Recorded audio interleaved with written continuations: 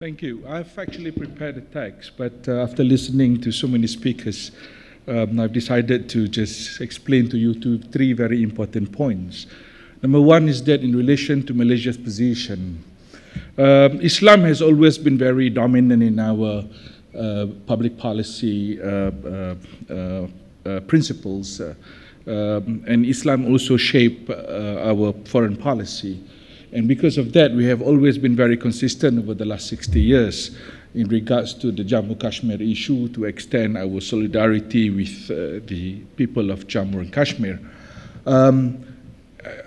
2 months ago, the Prime Minister of Malaysia spoke before the United Nations General Assembly, and he spoke passionately about the plights of Jammu Kashmir people. And immediately after that, there was a very strong reaction from India. There was this not only a political reaction from the government of India, but there was also this social media movement to boycott Malaysian products, in particular the palm oil products from Malaysia. You're talking about a trade of 10 billion US dollars a year.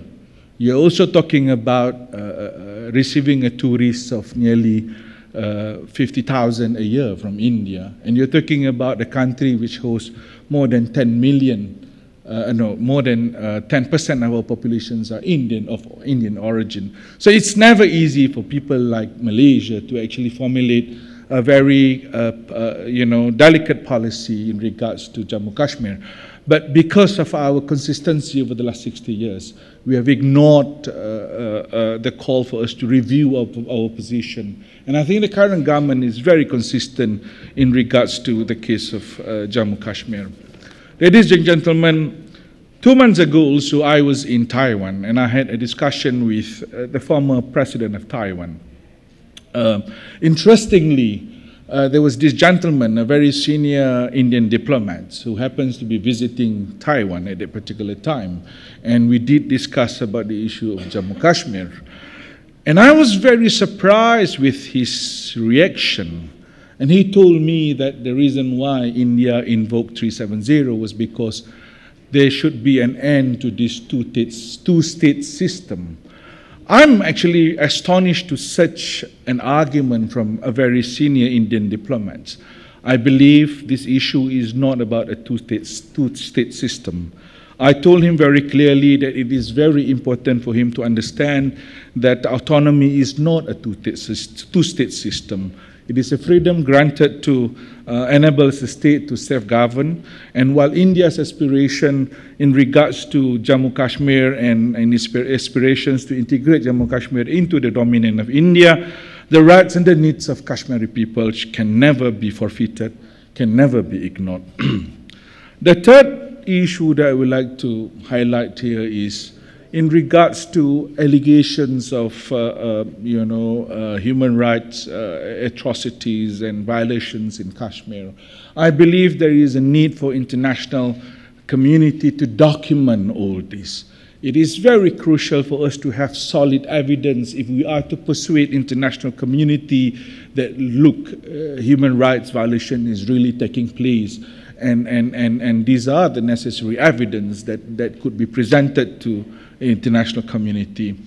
In May this year, myself and I think it was in March this year, myself and Dr. Najib was in Xinjiang in China. We were invited by the Chinese government to attend specific briefings on Chinese policy in regards to Xinjiang. And unfortunately, during that particular visit, we were not brought to the rehabilitation camp. We were not, allowed to talk to the people of Xinjiang. It was all purely orchestrated by the Chinese government. There was no interaction at all with the community involved. When we highlighted this concern to the Chinese government, they were very upset. They were very unhappy. But we had all these documents. We had all this evidence that they could not refute. And these evidence are all verified by international organizations. These evidence are all documented in such a way that it is very difficult for us to simply ignore it. So I think it is very important for all this evidence to be documented and to be properly presented to relevant countries for the sake of engagement. Ladies and gentlemen, before I stop, there is another issue that I think it is very important for us to consider. This is in regards to international engagement. Very little engagement has been done by the international community with many governments all around the world. I think in the case of Malaysia, for example, there has not been, we have many committees in our parliament. We have a lot of committees in regards to a lot of international issues, but there has never been a representation made on Jammu Kashmir, for example, to the Malaysian parliamentarians. But we have always been very consistent in our issues, in our defense of the people of Jammu Kashmir. Our foreign minister has met with the Indian foreign minister on 3 different occasions over the last 3 months. It shows seriousness of how we wanted to utilize diplomacy to engage India in particular. We have also been communicating with Turkey aggressively, talking to many other countries in the region that we should have a position. We think that in Indonesia, Malaysia, Iran, Pakistan, Turkey and Qatar should play a very important role in talking to both parties, especially India and also Pakistan, for resolutions of this particular issue. Thank you very much.